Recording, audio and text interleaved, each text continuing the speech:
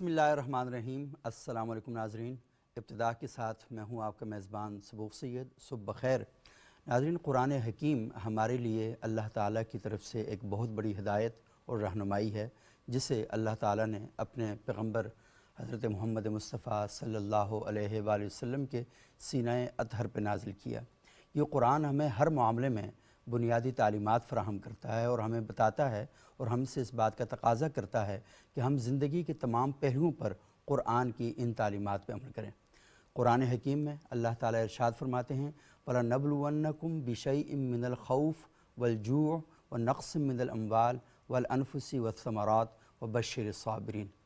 اللہ کی ذات تمہیں آزمائے گی، بھوک سے آزمائے گی، خوف سے آزمائے گی، جان سے آزمائے گی، اور اس میں وہی لوگ کامیاب ہیں اور انہی لوگوں کے لیے خوشخبری ہے جو صبر کرتے ہیں۔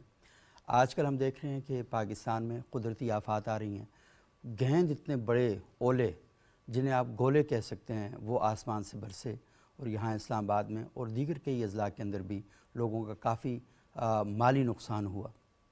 اس کے علاوہ زلزلے آ رہے ہیں، ترکی میں زلزلہ آیا، پاکستان میں تقریباً ایک ہفتے کے اندر کافی سارے زلزلے یہاں پر ہم نے فیل کیے، اور اللہ کا لاکھ لاکھ شکر ہے کوئی بڑا نقصان نہیں ہوا، لیکن ہمیں وہ نقصان یاد ہیں جو 2005 میں ہوئے، جو 2010 میں ہوئے، اور پھر اس کے علاوہ جب سیلاب آئے اس میں ہم نے دیکھا کہ بہت زیادہ نقصانات ہوئے۔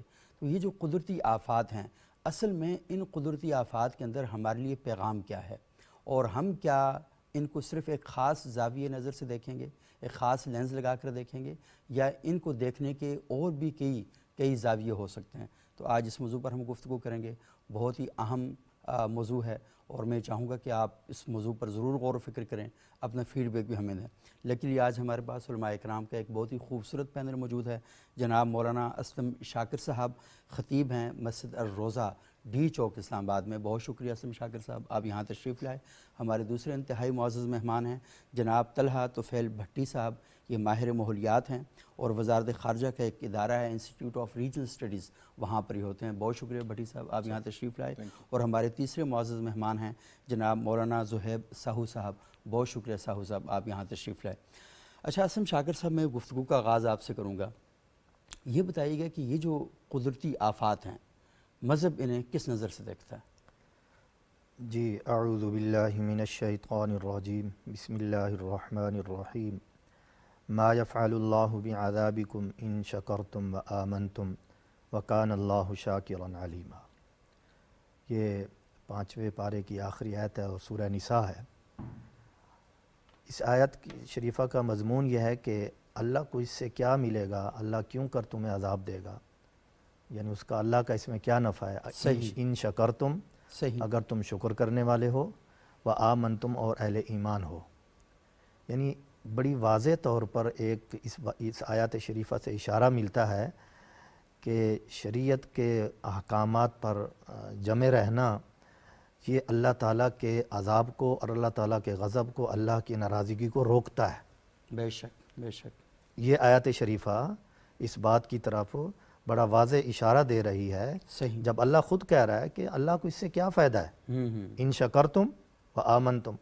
اب شکر کا جو دائرہ ہے وہ بہت بڑا ہے، اسی طرح ایمان کا جو دائرہ ہے وہ تو تمام، یعنی آپ علیہ الصلاۃ والسلام کی شریعت مطہرہ، آپ کی حیات طیبہ سے لے کے وحی کی ابتدا سے لے کے قیامت تک آنے والے جو بھی لوگ ہیں، ایمان والا جو بھی ہے اس کے سارے اس کو احاطہ کیے ہوئے۔ صحیح، اور ہمارا دین کسی زمانے میں، چاہے ایجادات کا زمانہ ہو یا نہ ہو، فسادات کا زمانہ ہو، حادثات کا زمانہ ہو، آفات کا زمانہ ہو، تو ہمارا دین ہمیں اکیلا نہیں چھوڑتا، صحیح، ہمیں ایک بہترین رہنمائی فراہم کرتا ہے کہ ہم اگر اس رہنمائی پر چلے جائیں تو یہ چیزیں اللہ کے غضب کو روکنے کا سبب بن جائیں گی۔ بے شک۔ اب میں اس بات کی طرف آتا ہوں کہ دیکھیے، پہلی امت قوموں پر بھی جو یعنی یہ عذاب نازل ہوئے، مثلا قوم لوط پر جو عذاب نازل ہوا، وہ بھی ان کی اپنی نافرمانی، ایک بدفعلی کی بنیاد پر۔ دوسری قوموں پر کسی پر ناپ تول کی کمی کی وجہ سے، کسی پر کسی عمل کی وجہ سے، کسی پر کسی عمل کی وجہ سے۔ تو اس سے جو ایک واضح طور پر اشارہ ملتا ہے وہ یہ ہے کہ ہم انسان جب دیکھیں، کفر، شرک یہ بھی اپنی جگہ پر گناہ ہے، لیکن اللہ نے کہا ہے میں دنیا میں رحمان ہوں، صحیح. ٹھیک ہے، کسی کو کفر کی بنیاد پر اللہ جو ہے نا دنیا میں عذاب میں مبتلا نہیں کرتا. ٹھیک ہے، ہاں اگر وہ کافر ظالم ہو جائے، غاصب ہو جائے، جابر ہو جائے، قاتل ہو جائے، یعنی کسی بھی طرح سے دوسرے انسانوں کو، چاہے وہ انسان کافر ہوں یا مسلمان ہوں، اسی طرح مسلمان بھی جب ان سارے جرائم کی طرف چلا جائے گا تو یہ ساری وہ چیزیں ہیں جو اللہ کے غضب کو دعوت دیتی ہیں. یعنی مسئلہ ایمان اور کفر کا نہیں ہے، مسئلہ ظلم کا ہے. ظلم کا ہے. ظلم جب معاشرے کے اندر ہوگا تو اللہ تعالیٰ کا عذاب آئے گا. اور آج اس وقت سبوق سید صاحب مجھے آپ اگر کوئی کونا ایسا بتا دیں جہاں ہم سیدھے راستے پر موجود ہیں تو آپ کی مہربانی ہوگی.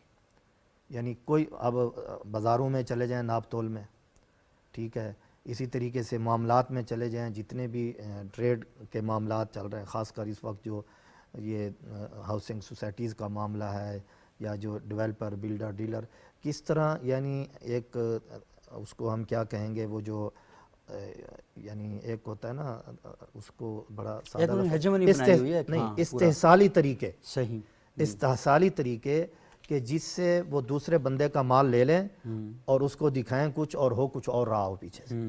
صحیح. تو یہ ایک ظلم ہے. ایسے ہی آپ کسی کو بتاتے کچھ ہیں اور کرتے کچھ ہیں. اللہ نے کیا فرمایا، لما تقولون ما لا تفعلون، تم وہ بات کیوں کر رہے ہو جو تم کرتے نہیں. صحیح. کبر مقتا عند اللہ، اللہ پر یہ بات بہت بھاری ہے. یعنی اللہ کا تو کوئی نقصان نہیں ہو رہا، لیکن اللہ کے جو مخلوق ہے وہ ایک دوسرے پر جب زیادتی کر رہی ہے، اللہ کہہ رہا ہے یہ میرے اوپر بہت بھاری ہے. تو کیونکہ اللہ تعالیٰ کہتے ہیں الخلق عیال اللہ، مخلوق اللہ کا کنبہ ہے. اللہ کا جب آپ اللہ کے کنبے کے ساتھ یہ کام کریں گے تو لازمی ہے میرے خاندان کے ساتھ کوئی برا کرے گا تو مجھے بھی غصہ آئے گا. جی ہاں. تو اللہ تعالیٰ تو جب پوری مخلوقات پر آپ نے کہا اس کی جو صفت رحمان ہیں وہ غلبہ کیے ہوئے، اس کو حصار میں لیے ہوئے، دنیا میں وہ کسی کو کفر کی بنیاد پر نہیں پکڑ رہا. لیکن ہم اب یہ دیکھیں، اچھا ایک طرف جہاں ہم دیکھتے ہیں کہ ہم نے استحصالی طریقوں کو اپنا کر دوسروں کے اموال کو اپنی ملکیت میں لے لیا، ہم اس کو کامیابی سمجھ رہے ہیں، حالانکہ یہ ہماری دنیاوی اعتبار سے بھی تباہی ہے اور اخروی اعتبار سے بھی تباہی ہے. صحیح. دنیاوی اعتبار سے ڈبل تباہی ہے اور اخروی اعتبار سے بھی ڈبل تباہی ہے، اس لیے کہ ہم نے اپنے دوسرے مسلمان بھائی کا حق کھایا، اس کو متاثر کیا، اس کو بتایا کچھ اور اس کے ساتھ کیا کچھ. لیکن جب آپ ظلم کی بات کرتے ہیں، دوسرا مسلمان ہو یا نہ ہو بلکہ دوسرا کسی بھی جو بھی ہو اس کا بھی حق کھایا تو یہی ہوگا. بہت شکریہ، آپ نے بڑی امپورٹنٹ اور بڑی بنیادی بات کی ہے. اچھا طلحہ طفیل بھٹی صاحب، میں آپ سے یہ جاننا چاہوں گا، مجھے تھوڑا سا بتائیے گا کہ انہوں نے ایک مذہبی پہلو بیان کیا کہ جب قدرتی آفات آتی ہیں تو انہوں نے اس کو اللہ کا غضب قرار دیا، یہ اللہ تعالیٰ کی ناراضگی کا سبب بنتا ہے، اور اس کی وجوہات یہ بیان کی ہیں کہ جب آپ معاشرے کو ظلم اور عدوان کی بنیاد پہ قائم کرتے ہیں تو اس کے نتیجے میں بھلے وہ مسلمانوں کا معاشرہ ہو یا اسلام کا انکار کرنے والوں کا معاشرہ ہو تو یہ سوسائٹی کے اندر یہ پھر ہوگا، اللہ کی ناراضگی کا سبب بنے گا. مجھے بتائیے گا کہ یہ جو قدرتی آفات ہیں جنہیں اللہ کا غضب کہا جاتا ہے، یہ کن بنیادوں پر آتی ہیں؟ کوئی سائنسی توجہ کیا ہے اس کی؟ سائنس اس کے اندر بہت سارے ڈیفرنٹ جو پہلو ہیں وہ لے کے آتی ہے. صحیح. جس کے اندر جو سب سے مین فیکٹر ہے وہ ہماری کاربن ایمیشنز کا ہے اور ہماری کنزپشن پیٹرن کا ہے، جس طرح ہم چیزیں کنزیوم کرتے ہیں.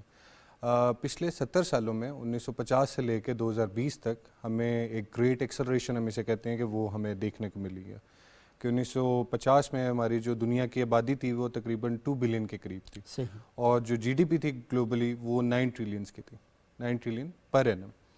اور 2020 میں یہ 133 ٹریلین پہ جی ڈی پی چلی گئی ہے اور آبادی چلی گئی ہے 8 بلین کے اوپر. سو پہلے بہت بڑی دنیا تھی اور تھوڑے سے لوگ تھے، اب بہت زیادہ لوگ ہیں اور تھوڑی سی دنیا سکڑ گئی ہے، ان سب وسائل سکڑ رہے ہیں. تو جب وسائل سکڑتے ہیں تو اس کی وجہ سے جو کنزپشن ہم کر رہے ہیں اس کا ایک نیچر کا جو بیلنس ہے جو قدرت نے اپنے اندر رکھا ہوا ہے وہ ڈسٹرب ہو جاتا ہے. وہ ڈسٹربنس جو ہے وہ یہ کاز کرتی ہے ویدر پیٹرنس کے چینج ہونے کو. جو قدرتی آفات ہمیں جیسے اولے، جیسے نے بتایا کہ انہوں نے کہ وہ اولے پڑے ہیں اور اس کے اولے کے پڑنے کی وجہ یہ ہے کیونکہ اب ہوا جو ہے وہ 9% موئسچر کو زیادہ ہولڈ کر سکتی ہے، اور اس کی وجہ سے جو یہ ہم اسے اپنے سائنس کی زبان میں کہتے ہیں وپلیش ایفیکٹ، کہ ایک دم from very wet to very dry اور from very dry to very wet conditions جو بن جاتی ہیں. بالکل خشک زمین پر اچانک سے اولے پڑ، ویسے ان کو اولوں کا اولا کہنا توہین ہے ویسے اولے کی، وہ تو اتنے بڑے تھے کہ اور یہ صرف یہاں پہ نہیں ہوا، یہ اگر پچھلے 2 سالوں میں آپ دیکھیں پاکستان میں، اگر صرف ہم پاکستان کی بات کریں تو یہ ہر جگہ ہو رہے ہیں. اور اب تو یہ ڈبل ڈیجٹس میں آ گئے ہیں کہ اب آپ کو یہ ریگولر بیسس کو دیکھنے کو ابھی جو ریسرچ آئی ہے اس میں کہا گیا کہ ابھی ہوتے رہیں گے. ہاں یہ بہت ہے. اور اس کا ایک جو آگے جو دیکھنے کو مل رہا ہے، سائنس ہمیں یہ بتا رہی ہے کہ اس کے آگے اگر دیکھیں تو یہ جیسے ابھی 15 سے 20 منٹ کے لیے پڑھے ہیں، آپ انہیں امیجن کریں 1 گھنٹے کے لیے اگر پڑھیں اور اس سے آگے پیچھے بارش نہ ہو اور بارش کے موقع کے اوپر ایک دم بادل بنے، اولے پڑیں اور پھر ختم. تو یہ کنڈیشنز جو ہیں یہ ڈیولپ ہماری آہستہ آہستہ ہم اس پیٹرن کی طرف جا رہے ہیں جہاں پہ آ رہی ہیں. اور بھٹی صاحب یہ تو اولے زخمی کر سکتے ہیں اگر کسی انسان کے سر پہ لگ جائیں. اس کے تو موقع پر وفات ہو سکتی ہے کیونکہ اتنے ہیوی تھے کہ جنہوں نے گاڑیوں کے شیشوں کو توڑ دیا. تو یہ تو بڑا نقصان پہنچا سکتا ہے. انسان نہیں، جو باقی بھی مخلوقات ہیں، بالکل ہاں، درختوں کا بہت زیادہ نقصان ہوتا ہے، گھونسلوں کا بہت نقصان ہوتا ہے، پرندوں کا جو اڑے ہوتے ہیں ان کا بڑا نقصان ہوتا ہے، اور ان کے ہر چیز جو ہے وہ ان کے پاس تو کوئی ایسی پروٹیکشن بھی نہیں ہے جو ہمارے پاس ہے. تو بہت ساری ایسی چیزیں ہیں کہ خالی ہم نہیں، یہ سب کے لیے ہی ایک مسئلہ ہے.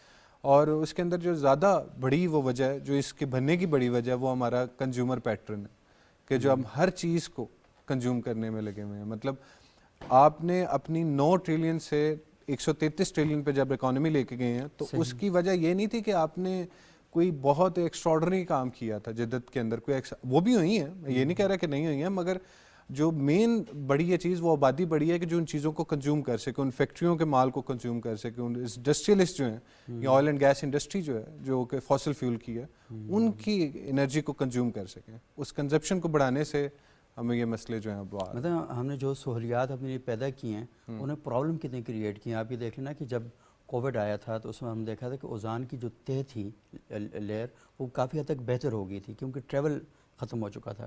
ہم نے ایئر کنڈیشن بنائے، انوائرمنٹ کو نقصان پہنچایا، گاڑیاں بنائیں ماحول کو نقصان پہنچایا، جہاز بنائے، فضائی آلودگی اس کو ہم نے بڑھاوا دیا. اور جن دنوں میں تھوڑی دیر کے لیے بند کیا گیا تو اس نظام کائنات نے ایک سکھ کا سانس لیا تھوڑی دیر کے لیے اور انوائرمنٹ جو ہے وہ بہتر ہوئی. تو مسئلہ کہ ترقی کے ساتھ جو اصل میں اس میں چھپا ہوا لفظ ہے وہ تنزل ہے، یعنی اس ترقی کے اندر موجود جو چیز ہے وہ تنزل ہے. تو ہم نے اصل میں بے تحاشا جب چیزوں کو لے کے آگے بڑھنا شروع ہو گئے تو پرابلم زیادہ بڑھنا شروع ہو گئی. اس میں ایک چھوٹی سی چیز اور ایڈ کروں گا صرف کہ آگے بڑھنے کے ساتھ ساتھ ہم نے جو بے دریغ یہ سمجھا کہ ہم اس چیز کا حق رکھتے ہیں کہ ہم یہ کریں، کہ یہ ہمارا انسان کا حق ہے کہ وہ ان ساری چیزوں کے اوپر وہ جانوروں کے ریسورس زمین کو بھی لے لے، وہ پرندوں کی زمین کو بھی لے لے، وہ پانی کی زمین کو بھی لے لے، وہ ہوا کی زمین کو بھی لے لے. تو یہ جو ایک ایزمپشن ہے ہماری نیچر کی طرف، یہ بڑی ایک عجیب سی ہے. اور اس کو مطلب ہم نے جو اس کی طرف جو دیکھنا تھا وہ صحیح طرح نہیں دیکھا. اور وہ جو یونائٹڈ نیشن کے سیکرٹری جنرل آئے تھے آج سے 2-3 سال پہلے، تو انہوں نے جب کہا تھا نا کہ یہ جو گرین گیسز ہیں ان کے اخراج میں پاکستان کا رول تو 1% بھی نہیں ہے. یہ تو جو عالمی جو اپنے آپ کو انسانی حقوق کا اور دنیا میں انوائرمنٹل پروٹیکشن کا سالار کہتے ہیں، یہ تو ان کا رول ہے سب سے زیادہ. تو یعنی وہ جو ترقی یافتہ ممالک ہیں انہوں نے اس دنیا کو ترقی کے نام پر کیا دیا، یہ ایک کویسچن مارک ہے ان کے ماتھے کے اوپر جو ابھی تک لکھا ہوا ہے کہ انہوں نے اصل میں کیا کیا. تو ایک بڑا سوال پیدا ہوتا ہے. اچھا مولانا زہیب سندھی صاحب میں تھوڑا سا آپ سے یہ جاننا چاہوں گا کہ اصل میں ہم یہ سمجھتے ہیں کہ یہ چیزیں جو ہیں یہ غضب کے زمرے کے اندر آتی ہیں، اللہ تعالیٰ کی ناراضگی.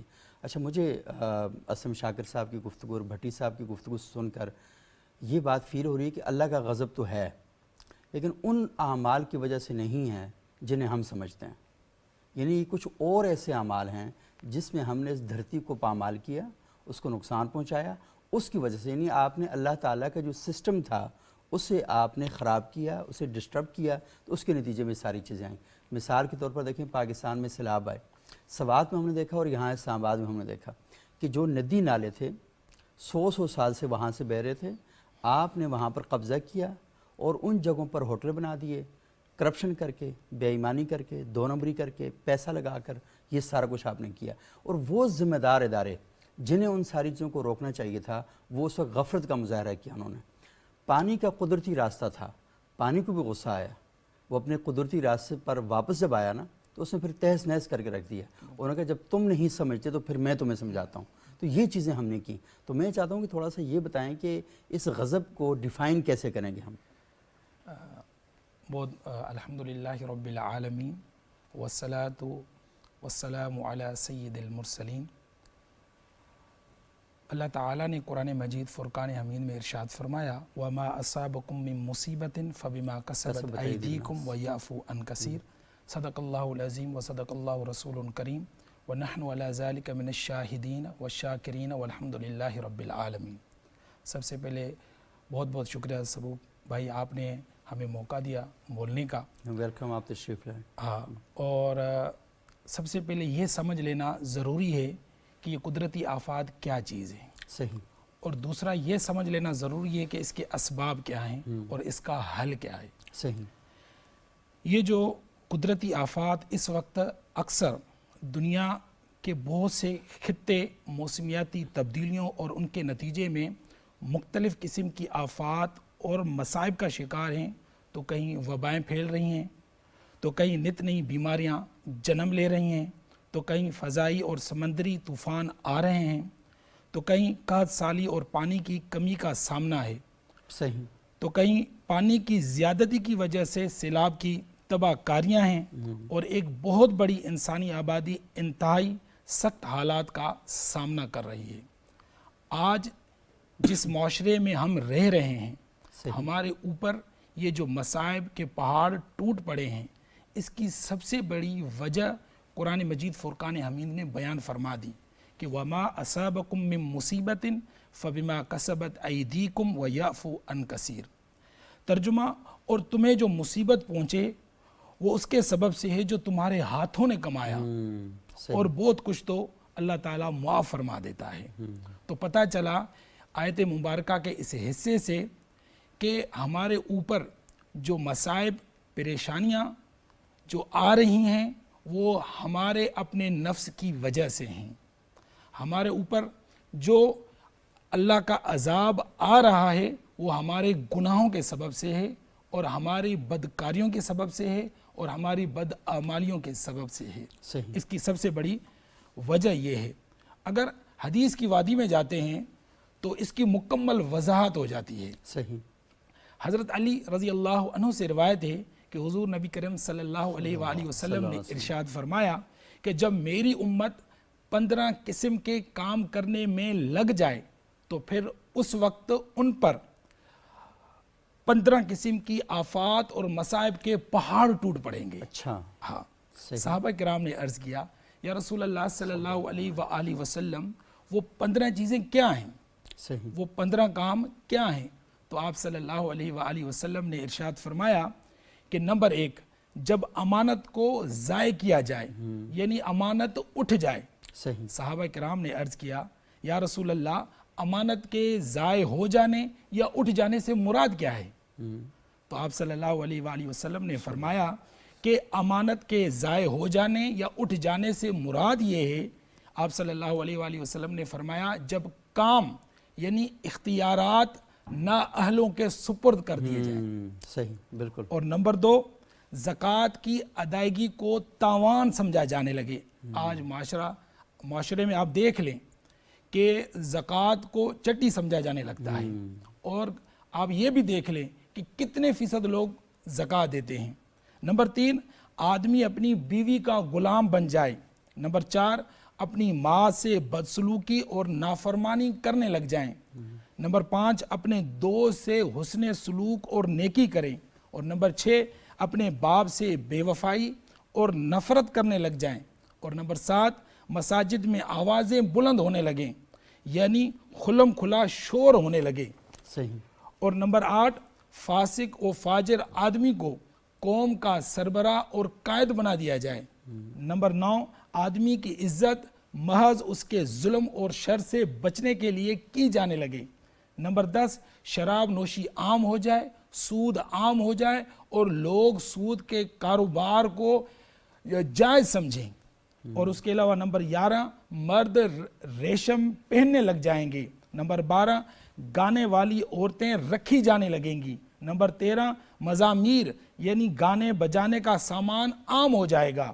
نمبر 14، جب پوری قوم میں فحاشی اور بدکاری عام ہو جائے گی۔ اور نمبر 15 جو سب سے آخر میں فرمایا، امت کے بعد والے لوگ پہلے لوگوں پر لعن اور طعن کریں گے۔ صحیح، اور اس کی پھر دوسری حدیث پوری اس چیز کی وضاحت کرتی ہے، اور بخاری کی حدیث ہے کہ حضور صلی اللہ علیہ وآلہ وسلم نے ارشاد فرمایا یقیناً میری امت کے کچھ لوگ ایسے ہوں گے جو زنا، شراب اور ریشم اور آلات موسیقی کو حلال کر لیں گے۔ آج بھی آپ دیکھ لیں مختلف صورتوں میں ان کو حلال کرنے کی کوشش بھی کی جا رہی ہے، اور تو پھر اللہ تعالیٰ ان کو قیامت تک کے لیے بندر اور خنزیر بنا دے گا۔ مگر ہم پھر بھی دعا کرتے ہیں کہ اللہ تعالیٰ امت مسلمہ کو اس عذاب سے محفوظ رکھے۔ صحیح۔ اور اور ایک دوسری حدیث اس کی مزید وضاحت ہوتی ہے کہ حضرت انس رضی اللہ تعالی عنہ اس حدیث کے راوی ہیں کہ حضور نبی اکرم صلی اللہ علیہ وآلہ وسلم فرماتے ہیں کہ آخری زمانے میں میری امت کے کچھ لوگ بندر اور خنزیر کی شکل میں مسخ ہو جائیں گے۔ صحابہ نے پوچھا یا رسول اللہ صلی اللہ علیہ وآلہ وسلم کیا وہ توحید اور رسالت کا اقرار کرتے ہوں گے؟ تو آپ صلی اللہ علیہ وآلہ وسلم نے فرمایا بالکل، برائے نام نمازیں بھی پڑھتے ہوں گے، روزے بھی رکھتے ہوں گے، حج بھی کرتے ہوں گے۔ صحابہ اکرام نے حیرانگی کے عالم میں، تعجب کے عالم میں حضور علیہ السلام سے پوچھا یا رسول اللہ صلی اللہ علیہ وآلہ وسلم ان کا یہ حال کس وجہ سے ہوگا، کیا وجہ ہوگی؟ تو آپ صلی اللہ علیہ وآلہ وسلم نے فرمایا وہ آلات موسیقی اور رقاص عورتوں اور گانوں باجوں کے شوقین ہوں گے اور شرابیں پیا کریں گے اور ساری رات عیش و عشرت میں مصروف رہیں گے، لیکن جب صبح ہوگی تو بندر اور خنزیروں کی شکل میں مسخ ہو چکے ہوں گے۔ اور ایک روایت میں کچھ زائد الفاظ آئے ہیں کہ سرخ آندھی اور زلزلہ زمین میں دھسنے اور شکل بگڑ جانے اور آسمانوں سے پتھر برسنے، جو آج ہمارے اوپر یہ یالہ باری ہوئی ہے، اس کی ایک وجہ یہ بھی ہے۔ اور طرح طرح کے لگاتار عذابوں کے آنے کا اس طرح انتظار کرو جیسے کسی ہار کا دھاگا ٹوٹ جانے سے موتیوں کا تانتا بند جاتا ہے۔ آج ہم اپنے معاشرے پر اگر نظر ڈالیں، آج جس قسم کی پریشانیاں، جس قسم کی بیماریاں، جس قسم کی مصائب یا جس قسم کے طوفان، جس قسم کی سیلاب کی تباہ کاریاں آئی ہیں، وہ سب اس کی جو ذات ہے وہ ہمارے گناہوں کی وجہ سے آئی ہیں۔ یہ جتنے بھی گناہ آج میں نے آپ کو جو بتائے ہیں کہ آیا کہ یہ ہمارے معاشرے میں ہیں یا نہیں، یہ چیزیں عام ہو چکی ہیں، مگر یہ جو چیزیں ہیں یہ ہمارے پیارے آقا صلی اللہ علیہ وآلہ وسلم نے اپنی امت کو 1400 سال پہلے آگاہ کر دیا ہے۔ صحیح، بہت شکریہ، آپ نے بہت تفصیل کے ساتھ بیان کیا اور احادیث کا حوالہ بھی دیا، لیکن یہاں پر کچھ سوالات بھی پیدا ہوتے ہیں۔ مثال کے طور پر میرا کچھ جو پوائنٹ آپ نے بتائے ان کا ایک دوسرے کے ساتھ بڑا گہرا لنک ہے۔ آپ نے کہا نا اپنے دوست کے ساتھ حسن سلوک کرے گا اور والد کے ساتھ وہ معاملہ نہیں کرے گا۔ میرے دوست کے ساتھ حسن سلوک کرنا تو اچھی بات ہے، یعنی وہ ایک جگہ غلط ہے ایک جگہ ٹھیک ہے، بالکل، تو یہ تو میرا خیال اس طرح ہونا چاہیے، لیکن اس کو عذاب کی کیٹیگری میں اس کی میں وجہ بتا دیتا ہوں۔ جی ہاں، آج اگر ہم اپنے معاشرے پر نظر ڈالیں، کوئی بھی نوجوان پر آپ ان سے ملاقات کریں یا ان پر نظر ڈالیں، تو آج کے نوجوان کے پاس وقت ہے دوستوں کے ساتھ ملنے کے لیے۔ گھر سے باہر جائے گا تو اس کا رویہ کچھ اور ہوگا، گھر کے اندر ہوگا تو ماں باپ کے سامنے اس کا رویہ کچھ تو یہاں پہ یہ بھی سوال پیدا ہوتا ہے نا کہ والدین کی تربیت بہت امپورٹنٹ ہے، کہ والدین نے اپنے بچوں کی تربیت اگر ٹھیک کی ہو تو شاید ان مسائل کا ان کو سامنا نہ کرنا پڑے۔ جب گھر میں بات سننے والے نہیں ہوں گے تو بچہ پھر شاید باہر جا کے بات چیت کرے گا، تو آپ نے ایک سپیس بھی کریٹ کیا نا۔ تو میرا خیال یہ ہے کہ بعض کا چیزیں ایسی بھی ہوتی ہیں کہ جن کا تعلق، مجھے یاد ہے بچپن میں نے ایک روایت پڑھی تھی، اور وہ روایت یہ تھی، بلکہ میری کزن ہیں تو ان کو میں نے بتائی اس وقت بڑے جوش میں، کہ وہ خواتین جو اپنی یہ جو پلکیں ہیں ان کو بناتی ہیں تو وہ ہلاک ہو جائیں، وہ خواتین۔ تو میں بڑا حیران تھا کہ یہ پلکیں بنانے سے کیا ٹینشن ہو رہی ہے اسلام کو، اور ان کی ہلاکت کی بدعا کی جا رہی ہے۔ تو جب خود مطالعہ کرنا شروع کیا تو مجھے علم ہوا کہ مدینہ الرسول صلی اللہ علیہ وسلم میں کچھ فاصلے پر کچھ خواتین کے گھر تھے، اور وہ خواتین ایک خاص قسم کا دھندا کرتی تھیں، اور ان کی پہچان یہ تھی کہ وہ یہاں سے اپنی اس دور میں پلکیں بناتی تھیں۔ تو اب اللہ کے رسول بجائے اس کے کہ وہ ایک بلیغ اشارہ کیا، انہوں نے اس طریقے سے بیان کیا کہ لوگوں کو یہ معلومات مل جائیں. اب مسئلہ یہ کہ ہم تک وہ روایت کا حصہ یہ پہنچا, وہ حالات سارے نہیں پہنچے. تو ہم نے کیا کیا کہ روایت کا ایک حصہ سوسائٹی میں نافذ کر دیا اور لوگوں کو یہ کہنا شروع کر دیا, لیکن وہ وجہ نہیں بتائی کہ اصل میں اس میں علت کیا تھی, وہ جو ذلت کا سبب بنتی ہے, تو وہ ہم نے نہیں بتائی. تو اصل میں چیز یہ ہے کہ چیزیں بعض اوقات ہم بیان کرتے ہیں لیکن اس کے پس منظر کے اندر جو پوری انوائرمنٹ ہوتی ہے وہ جیسے آپ نے کہا نا کہ اپنی بیویوں کے غلام بن جائیں. تو اس کا مطلب کیا ہے؟ مطلب سیدھا مطلب یہ ہے کہ بیوی اگر کوئی حکم دیتی ہے, یہ بطور حکم دیتی ہے, یہ بطور مشورہ بات, کیونکہ ہمارے ہاں بیویوں سے مشورہ کرنا ایک بہت بری بات سمجھی جاتی ہے, کیونکہ ہمیں کہا جاتا ہے نا الرجال قوامون علی النساء, تو اس لیے ہم نے بیوی سے مشورہ نہیں کرنا, اس سے بات چیت نہیں کرنی. تو میرا خیال یہ ہے کہ تھوڑا سا ماحول کے اندر کھڑے ہو کر چیزوں کو ہم اگر وہ بیان کریں. ایک چیز کو جب ہم بیان کریں گے تو پھر اس کی پوری تفصیل آ جائے گی. جی ہاں, جیسے ایک بیوی کے بارے میں آپ نے بتایا کہ آج اگر آپ دیکھ لیں کوئی بھی میاں ہو, کوئی بھی شخص ہو, تو آج اس کے پاس وقت ہے بیوی کو دینے کے لیے, مگر وقت نہیں ہے والدین کے ساتھ بیٹھنے کے لیے. جب ہم چھوٹے ہوتے تھے, بچے ہوتے تھے, تو والدین اپنا پورا وقت ہمیں دیتے تھے, مگر جب والدین بڑھاپے کی منزل تک پہنچ جائے, اب نوجوان پر حق ہے کہ وہ اپنا جتنا ہو سکے اپنا وقت والدین کو دے. تو آج اگر ہم معاشرے پر نظر ڈالیں, آیا ہمارے معاشرے کے اندر ایسے نوجوان ہیں جو اس وقت میں جو والدین جس وقت بوڑھے ہوتے ہیں کیا وہ وقت دے رہے ہیں؟ ان کی کیئر کرنا چاہیے اور ان کے ساتھ ہی انٹریکشن جو ہے وہ ہونا چاہیے. لیکن میرا خیال یہ کہ اس کا ایک اور حل بھی ہے کہ عموماً ہم یہ دیکھتے ہیں کہ والد یا والدہ میں سے کوئی ایک فوت ہو جائے تو ہم یہ سمجھتے ہیں جی بات ٹھیک ہے جی اب یہ اپنی زندگی گزار لیں گے. بڑی عمر میں تنہائی کا احساس بہت زیادہ ہوتا ہے, ہم ان کی شادیاں نہیں کرواتے, ان کے ہم عمر لوگوں سے ہم شادیاں بھی کروا سکتے ہیں. دوسری بات یہ ہے کہ یہ بات بالکل درست ہے کہ میرے موضوعات کچھ اور ہیں, میرے والدین کے موضوعات کچھ اور ہیں, وہ زندگی کے اس خاص حصے میں پرانی اور اپنی بچپن کی کہانیاں سنانا چاہتے ہیں, اور لیکن یہ نا کہ ان کو ان کے دوستوں کے ساتھ رکھنا یہ بہت امپورٹنٹ ہے. پھر ہمارے ہاں کہا جاتا ہے یہ جو اولڈ ہوم کا کانسیپٹ ہے یہ غلط ہے, لیکن اصل میں بنیادی طور پر بات تو یہی ہے کہ ایون کہ مسجد نبوی میں بھی جو بزرگ صحابہ تھے وہ سارے اکٹھے بیٹھتے تھے, آپس میں گپ شپ لگاتے تھے. ہمارے ہاں کئی جماعتیں ایسی بنی ہیں جو دعوت و تبلیغ کا کام کرتی ہیں, لیکن بزرگ افراد اس میں جاتے ہیں تو ان کا آپس میں انٹریکشن ہوتا ہے. تو میرا خیال ہے سوسائٹی کے لیول پہ آ کے نا چیزوں کو تھوڑا سا دیکھیں گے تو میننگ ذرا ڈفرینٹ ہمیں فیل ہوں گے. لیکن بہرحال آپ کا شکریہ کہ آپ نے بڑی تفصیل کے ساتھ یہ ساری بات بیان کی, لیکن کچھ اس کے اندر سوالات بہرحال موجود ہیں اور آج وقت نہیں ہے کہ ہم اس پر بات کر سکیں, لیکن پھر انشاءاللہ کبھی اس موضوع پر ہم بات کریں گے. اچھا اسم شاکر صاحب, میں تھوڑا سا آپ کی طرف آؤں گا. یہی اصل میں ایک بنیادی سوال ہے کہ یہ جو ساری چیزیں جن کا ذکر کیا ابھی احادیث کی روشنی میں اور قرآن کی آیات کی روشنی میں, مجھے بتائیں کہ یہ پاکستان سے کئی گنا زیادہ یورپ کے اندر ہوتی ہیں, امریکہ کے اندر ہوتی ہیں, برطانیہ کے اندر ہوتی ہیں. وہاں کے حکمران بہت زیادہ کیا کہتے ہیں جو اس طرح کی آلودگی اس میں ملوث ہیں, لیکن وہاں پر یہ ساری چیزیں نہیں ہوتی, وہاں کی مینجمنٹ ساری کی ٹھیک ہے. ہمیں یہاں پر کیوں زیادہ پرابلم پیدا ہوتے ہیں؟ تو میرا جو نوجوان ہے وہ سوچتا ہے, جو کالج میں پڑھتا ہے, یونیورسٹی میں پڑھتا ہے, کہ ہاں یار یہ عذاب میرے اوپر آ رہا تو یہ عذاب وہاں پر کیوں نہیں آتا, تو یہ سوال کرتا ہے. تو جو ہم عذاب کی توجیحات بیان کرتے ہیں, میں چاہوں گا تھوڑا سا اس کا ذرا اینگل وسیع کریں اور تھوڑا سا بتائیں ہمیں ذرا کہ جی بسم اللہ الرحمن الرحیم.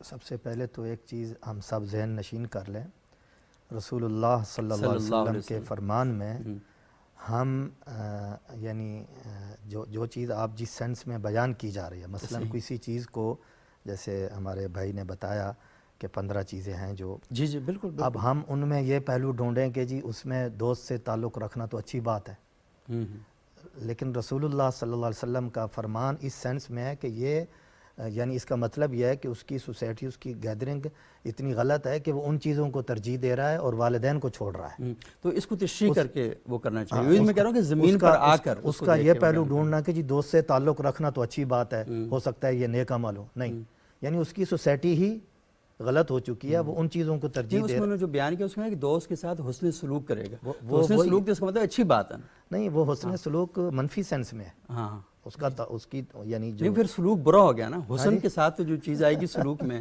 تو بہتر چیز ہوگی. نہیں, بعض دفعہ کسی ناپسندیدہ چیز, طلاق کو ناپسندیدہ چیزوں میں سب سے ناپسندیدہ چیز کراہت کے ساتھ اس کو نہیں, لیکن ایک موقع پر اس کو حسن بھی کہا گیا ہے کہ طلاق حسن ہے. کب؟ جب دونوں یعنی خاندان آپس میں اس قدر گتھم گتھا ہونے کا خطرہ ہو, لڑائی ہو, قتل و غارت کی نوبت ہو, تو اب فرمایا کہ یہ حسن ہو جائے گی کہ جب یہ ہو جائے گا تو اب دونوں اس سارے فساد سے بچ جائیں گے. تو بعض دفعہ اس کے اندر دیکھنا وہ جو روایت انہوں نے پڑھی ہے نا, اس کے اندر دو چیزیں بڑی کلیئر ہیں کیونکہ میں کہہ رہا ہوں یہی اصل میں ایشو پیدا ہو جاتا ہے نا. آپ اصل میں عربی سنو اور گرامر اور اس کی جو بلاغ کے پہلو پر بات کریں. میری سوسائٹی کے لوگوں کو اتنا نہیں آتا. اگر ان کے سامنے جب میں بات کروں گا تو ان کو بڑی کھول کے نا واضح کر کے بیان کروں گا, کیونکہ وہاں ایک پرابلم پیدا ہو جائے گا. آپ یہ جو حسن کی تعریفیں بتا رہے ہیں نا مختلف, تو میری سوسائٹی کو نہیں پتا, آدھے علماء کو بھی نہیں پتہ ہوتا بعض کا. یہ بڑا ایشو ہوتا ہے. تو یہ اصل میں بڑی امپورٹنٹ ہے کہ لوگوں کے سامنے جب آپ بیان کریں نا. آپ نے اپنے ابتدائیے میں ایک آیت شریفہ پڑھی, وَلَنَبْلُوَنَّكُمْ بِشَيْءٍ مِّنَ الْخَوْفِ وَالْجُوعِ وَنَقْصٍ مِّنَ الْأَمْوَالِ وَالْأَنفُسِ وَالثَّمَرَاتِ. اب اس میں جو یعنی مختلف قسم کے اس کا آزمائشوں کا ذکر کیا گیا ہے. جن معاشروں کی آپ بات کر رہے ہیں وہاں بھی یعنی اس کی شکلیں اور ہیں. یعنی یہاں اگر کسی جگہ زلزلہ ہے, کسی جگہ کوئی آفت ہے, کسی جگہ کوئی آفت ہے, لیکن بنیادی طور پر انہوں نے ان چیزوں کو اپنایا ہوا ہے جن چیزوں سے یعنی ایک دوسرے سے انسان متاثر ہوتے ہیں, جو میں نے پہلے بھی بات کی تھی. اب میں اس بات کو مزید وضاحت سے کروں گا. دیکھیے آپ علیہ الصلاۃ والسلام جب وحی آپ پر نازل ہوئی, آپ غار حرا سے گھر تشریف لائے ام المؤمنین سیدہ خدیجہ الکبریٰ رضی اللہ تعالیٰ عنہ کے پاس, تو آپ نے فرمایا زمیلونی زمیلونی, مجھے چادر اڑا دو. ایک جسم میں ایک کیفیت طاری تھی جسم مبارک میں. تو ام المؤمنین سیدہ خدیجہ الکبریٰ رضی اللہ تعالیٰ عنہ نے جن چیزوں سے آپ کو تسلی دی ان میں سے ایک چیز بھی ایسی نہیں ہے جس کا تعلق عبادت سے ہو, اللہ کی عبادت سے. آپ نے کیا فرمایا کہ جی آپ تو محروموں کو, بیواؤں کو, ضرورت مندوں کو, محتاجوں کو, ہر اس آدمی کے ساتھ کھڑے ہوتے ہیں, صلہ رحمی کرتے ہیں, ان سے محبت کر کے مظاہرہ ٹھیک کرتے ہیں, بھوکوں کو کھانا کھلاتے ہیں. یہ ساری وہ چیزیں ہیں جو یعنی جو سوسائٹل نارمز تھیں اس وقت, معاشرتی اقدار تھیں. ٹھیک ہے, یعنی جو چیز ڈائریکٹ عبادات میں سے نہیں ہے. مثلا ہم کسی چیز کو عبادت کس کو کہتے ہیں؟ نماز پڑھ رہا ہے, زکوٰۃ دے رہا ہے بندہ, حج کر رہا ہے, ٹھیک ہے. لیکن ام المؤمنین نے آپ کو ساری وہ تسلیاں دی کہ جن چیزوں سے آپ نے معاشرے میں ایک یعنی جو استحصالی چیزیں تھیں ان کو ختم کیا بطور انسانی زندگی. صحیح, ٹھیک ہے. تو وہ جو معاشرے ہیں, مجھے ایک دو جگہوں پر جانے کا اتفاق ہوا ہے, تو وہ وہاں رشوت عام نہیں ہے. میں ایک مثال دے رہا ہوں, ٹھیک ہے. وہاں جو چیز جس پیکنگ میں ہے اس کے اوپر لکھا ہے اندر وہی چیز ہے. مثلا ایک دودھ لے لیں, صحیح ہے, بالکل ٹھیک ہے. اب وہ ملک ایسے ہیں کہ دودھ میں ملاوٹ کرنا ناقابل معافی جرم ہے, اور ہمارے معاشرے میں دیکھیں کسی چیز میں ملاوٹ کرنا ناقابل معافی جرم. ادویات دیکھیں ان کی. تو وہ بنیادی طور پر جو چیزیں دوسرے انسانوں کو متاثر کر سکتی ہیں تقریباً ان میں کافی حد تک وہ یعنی بچتے ہیں اس چیزوں سے کہ دوسرے انسان ہمارے کسی بھی عمل سے متاثر ہوں. اسی طریقے سے جو ان کا عدالتی نظام ہے وہ بھی کافی حد تک بہتر ہے, جس کی وجہ سے اگر وہ اپنے کفر اور شرک پر قائم ہے, یہ بات میں پہلے بتا چکا ہوں, اللہ دنیا میں رحمان ہے, وہ اس وجہ سے نہیں پکڑ رہا, ٹھیک ہے. آخرت میں معاملہ اور ہوگا. لیکن ان چیزوں کو جب انہوں نے مکمل کیا ہوا ہے تو وہ اس وجہ سے ان چیزوں سے محفوظ ہیں. اب جو ان چیزوں میں گرے ہوئے ہیں, اب اس پر بھی میں آتا ہوں, ان کا حل کیا ہے. ٹائم کیونکہ بہت کم ہے, ہم نے بریک بھی لینی ہے. لیکن یہ جو بات آپ کر رہے ہیں نا, تو جیسے ساہو صاحب نے آیت قرآن کی پڑھی کہ ظاہر الفساد فی البر والبحر بما کسبت ایدی الناس, کہ خشکی اور تری پر جتنا بھی فساد ہے وہ انسان کا اپنا کمایا ہوا, انسان کا اپنا لگایا ہوا ہوتا ہے. تو بنیادی بات یہ لوگ یہ سوال کرتے ہیں کہ ہم ایک مذہبی معاشرے کے اندر رہ رہے ہیں جہاں پر 90% لوگ جو ہیں نا وہ مذہب کے لیے سر تن سے جدا کرنے کے لیے اور کروانے کے لیے دونوں صورتوں میں تیار ہیں. وہاں پر پانی کے کیا کہتے ہیں دودھ میں خالص دودھ وہاں پر نہیں ملتا. تو یہ سوال پیدا ہوتا ہے. تو اصلی بنیادی بات یہ ہے کہ عذاب کو جن صورتوں کے ساتھ ہم مختص کر رہے ہیں ان کے بجائے کچھ اور صورتیں ہیں, کیونکہ ہمارے ممبر و محراب سے یا مذہبی طبقے کی جانب سے عذاب کی جو باتیں وہ ٹھیک ہیں, وہ بھی ایک دائرے کے اندر ہیں, لیکن ان کا تعلق براہ راست اللہ کی ذات کے ساتھ ہے. لیکن جو سوسائٹی کے ساتھ ہیں وہاں پرابلم پیدا ہو رہا ہے, اس پر ہم بات کرنی چاہیے. میں اس سے سب سے پہلے بات یہ کہ اسی پر اب آ رہا ہوں. اچھا, مجھے کیونکہ ٹائم بالکل مختصراً سر آپ مجھے طفیل بھٹی صاحب یہ بتائیے گا کہ کیا کرنا چاہیے. جو انہوں نے بات کی تھی نا, جو پہلی روایت ہے کہ رسول اللہ صلی اللہ علیہ وسلم نے ارشاد فرمایا کہ جو امانت ہے وہ اہل لوگوں کے پاس نہیں ہے. آپ نے ایک محکمہ بنایا ہوا ہے, اس محکمے کا کام ہے کہ جہاں پر بھی تجاوزات ہو رہی ہیں ان کو جا کر کنٹرول کرے, ان کو روکے, اور پانی کے جو مقرر کردہ راستے ہیں یہاں پر کسی کو کنسٹرکشن کرنے کی اجازت نہیں ہونی چاہیے, وہ یہاں پر یہ کام کرتے ہیں. تو مجھے بتائیے گا کہ کیا اقدامات کرنے چاہیے کہ ہم ان قدرتی آفات سے بچ سکیں. قدرت بہت بڑی ہے, ہم اس کے ساتھ قدرت غصے میں آئی ہوئی ہے. ہاں بالکل بالکل, وہ اس کے ساتھ ہم ایسا کچھ نہیں, ہم اس کو ایکسپیرینس کر سکتے ہیں صرف. صحیح. تو جو اب کنڈیشنز بن چکی ہوئی ہیں وہ تو اتنی جلدی ختم نہیں ہوگی. اس ٹائم پہ جو دنیا کا سمندر ہے, ہم اسے کہتے ہیں کہ تھرموسٹیٹ ہے دنیا کا, جو سمندر ٹوٹل جتنے بھی ہیں, اور اس ٹائم وہ گرم نہیں ہو رہے, وہ ابل رہے ہیں. ایسے ہی ہے. اور پانی کی ایک خاص بات یہ ہے کہ اگر آپ اس کو چولہے کے اوپر بھی رکھیں اور اسے جلائیں, جب یہ ابلنا شروع ہو جائے تو بے شک چولہا بند بھی کر دیں تو یہ ابلتا رہتا ہے. تو ابھی اگلے جو 20-25 سال ہیں اس کے اندر تو ہمیں یہ آفات زیادہ ہی ملیں گے, اور ہمیں صرف ان کو ایکسپیرینس کرنا ہوگا اور ان سے بچنا ہوگا کہ کسی بھی طریقے سے ہم بچ سکیں. کرنا کیا ہے, وہ کہہ لیں کہ ایک انٹر جنریشنل ایک چیز ہے کہ آپ کو 25-50 سالوں کی پلاننگ ایک کرنی ہوگی, اور جس کے اوپر آپ کو چلنا ہوگا کہ ہمیں یہ چیزیں آنے والے وقت میں مثلا آپ کو درخت لگانے چاہیے, آپ کو جو واٹر چینل ہیں ان کو محفوظ کرنا چاہیے, گلیشیئر پگھل رہے ہیں آپ اس کو پروٹیکشن کرنی چاہیے. اس کے علاوہ انوائرمنٹ کی جو باقی, اور دوسرے جو کنکریٹ کے آپ محل کھڑے کر رہے ہیں, شہروں کو کنکریٹ کے نیچے دبا رہے ہیں, اس پر آپ کنٹرول کریں. سب سے بڑی بات, آبادی کو بھی ذرا کم کریں. ہاں یہ بھی چیز ہے. کیا تھا ان کا شعر تھا نا, تم شوق سے نور نظر لخت جگر پیدا کرو, ظالموں مگر تھوڑی سی کے لیے گندم بھی پیدا کرو. تو ہم نے گندم کی جتنی بھی جگہ تھی وہ ساری کی ساری ہم نے وہاں ہاؤسنگ سوسائٹیاں بنا دی ہیں, اور یہ سارا کام چھوڑتے جا رہے ہیں. بہت ساری چیزیں ہم بنا رہے ہیں ابھی بھی. اللہ کا, وہ کہتے ہیں کہ اللہ کی جو رحمت ہے وہ ہم پر بالکل ہے. اگر رحمت نہ ہو تو یہ چیزیں ایسے نہ ہو. ہمارے پاس اللہ کی رحمت ہے, وہی جو آپ نے پہلے بات کی تھی کہ ہمارا عمل ہے جو اس بیلنس کو خراب کر رہا ہے. قدرت کو کنٹرول کرنے کی بجائے قدرت کے آگے سبمٹ اپنے آپ کو کر دینا چاہیے کہ ہم تمہارا ایک حصہ ہیں, ہم تمہیں کنٹرول نہیں کر رہے. تو اس کے لیے ایک جو ایزمپشن ہے, آپ اس کو ایسے سمجھیں کہ ایک درخت کی مانند ہے. ایک درخت ہے جس کی شاخوں کے اوپر کلائمیٹ چینج اور پولوشن ہے, اور وہ شاخوں کے اوپر وہ جو شاخیں ہیں وہ ہمارے سسٹمز ہیں. وہ ٹینجیبل بھی ہو سکتے ہیں, انٹینجیبل بھی ہو سکتے ہیں. ٹینجیبل مینس کو آپ کے جو انفراسٹرکچر ہیں جیسے کنکریٹ کے جنگل ہیں, اور انٹینجیبل مینس کے جو آرگنائزیشن اور لاز ہیں. اگر تو ہماری اور جو اس کا ٹرنک ہے, جو اس کا تنا ہے, وہ زمین کے ساتھ لگا ہے, وہ زمین جو ہے وہ ہمارا ویلیو سسٹم اور بلیفز ہے. اگر ہم اس ویلیو سسٹم اور بلیفز کو, کیونکہ وہ نیوٹرینٹ وہاں سے درخت لے رہا ہے, ٹھیک ہے, جو ہمارا تنا جو سوسائٹی کی مثال دے رہے ہیں, تو قرآن میں کشجرۃ طیبۃ نا, اس کو ایک پاک اس کی درخت کی مثال سے وہ واضح کرتا ہے. بالکل, وہ جو نیوٹرینٹ ہم نیچے زمین کے اندر لے رہے ہیں, یا جو اس سے جس سے وہ پھل بن رہا ہے, اگر وہ ویلیو سسٹم ہم اپنا چینج نہیں کریں گے نا, تو پھر یہ درخت اور یہ پھل یہ ایسے ہی رہیں گے. ہمیں اس ویلیو کو چینج کرنا ہوگا کہ جس میں ہم سمجھتے ہیں کہ ہم قدرت سے بالا تر ہیں. ہمیں دعا بھی کرنی چاہیے اور دعا بھی کرنی چاہیے. دعا اللہ سے کریں کہ اللہ تعالیٰ ہمیں نظاموں سے بچائے, اور دعا خود کریں کہ جا کر وہ جن چیزوں سے حالات خراب ہو رہے ہیں ان کو بہتر بنانے کی کوشش کریں. ناظرین, یہاں پر ایک چھوٹا سا وقفہ لیتے ہیں. وقفے کے بعد دوبارہ آپ کی خدمت میں حاضر ہوتے ہیں. اور میں نے کہا تھا ہمیں دعا بھی کرنی چاہیے اور دوا بھی کرنی چاہیے. دوا پر علماء اکرام نے گفتگو کی ہے. وقفے کے بعد ایک دعا کرتے ہیں.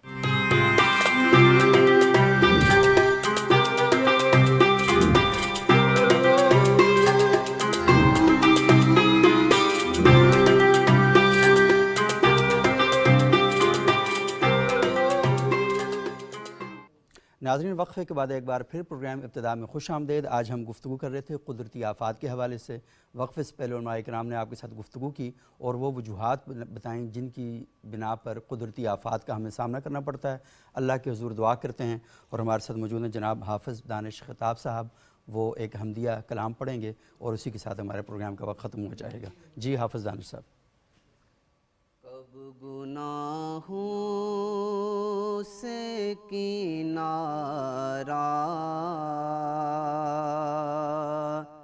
میں کروں گا یا رب, کب گناہوں سے کنارہ میں کروں گا یا رب. نیک کب اے میرے اللہ بنوں گا یا رب, نیک کب اے میرے اللہ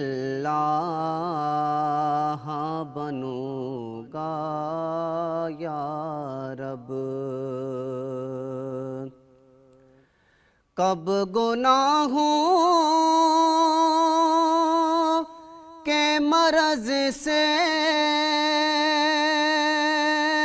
میں شفا پاؤں گا اللہ،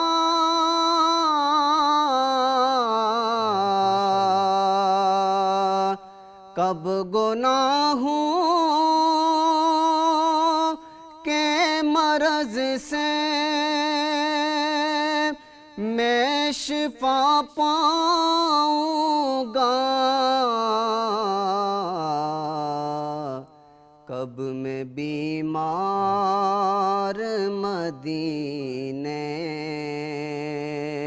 کا بنوں گا یا رب، کب گناہوں سے کنارہ میں کروں گا یا رب، اور گر تیرے پیار کا جلوہ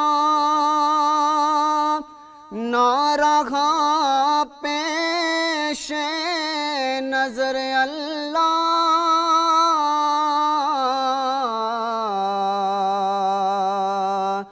گر تیرے پیار کا جلوہ نہ رہا پیش نظر، سختیاں نزع کی میں کیسے سہوں گا یا رب، سختیاں نزع کی میں کیسے سہوں گا یا رب، کب گناہوں سے کنارہ میں کروں گا یا رب۔